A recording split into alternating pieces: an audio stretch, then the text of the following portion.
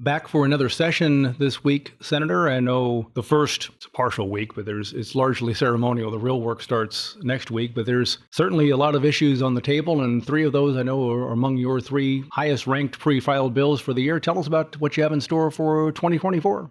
Yes. So this week we really didn't get a lot of work done as, like you said, it's ceremonial, the coming in and allowing those bills to have the time that they're required to get sent to committee. So hoping to start hearing some of the bills that I've filed in just the next couple of weeks. My first filed bill is requiring private schools to have to disclose sexual misconduct of a former employee. So several years ago, we were able to get passed when I was in the House, a bill that required public schools to have to disclose that information about a former employee or when they let someone go. And what that does is that teacher or that administrator can't then go 6 counties over and apply for a job and get it and then still be working with children after they've been fired from a job where there was sexual misconduct found. But we need to include our private schools. That occurs in private schools as well, certainly. That is my first filed bill.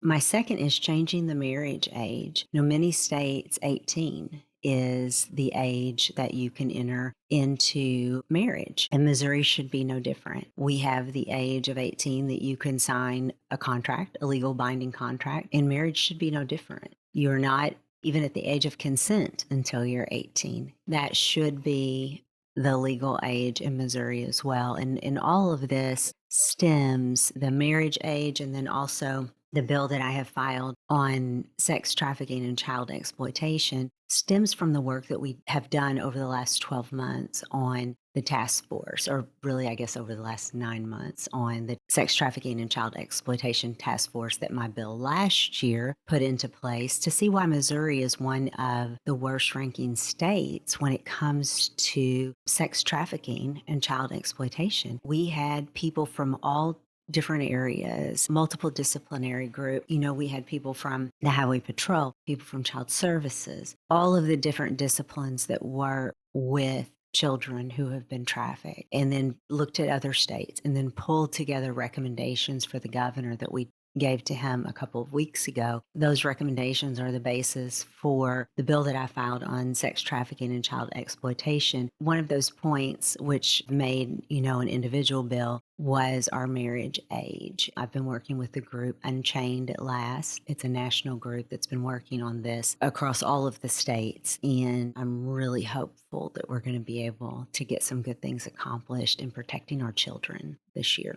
I know for schools, it's kind of a dual-edged sword, as it were, where schools are lacking teachers, hoping to get teachers, but at the same time, you have to know who you're hiring. That's right. You absolutely do. And we have to protect these children. And if you have been fired because it was found that you had sexual misconduct with a minor that was under your care, you absolutely should not be able to go to another school. All of that should be open information for that new employer to know. And there should be no difference between whether someone is working at a private school or whether they are working at a public school. These are our children we're protecting.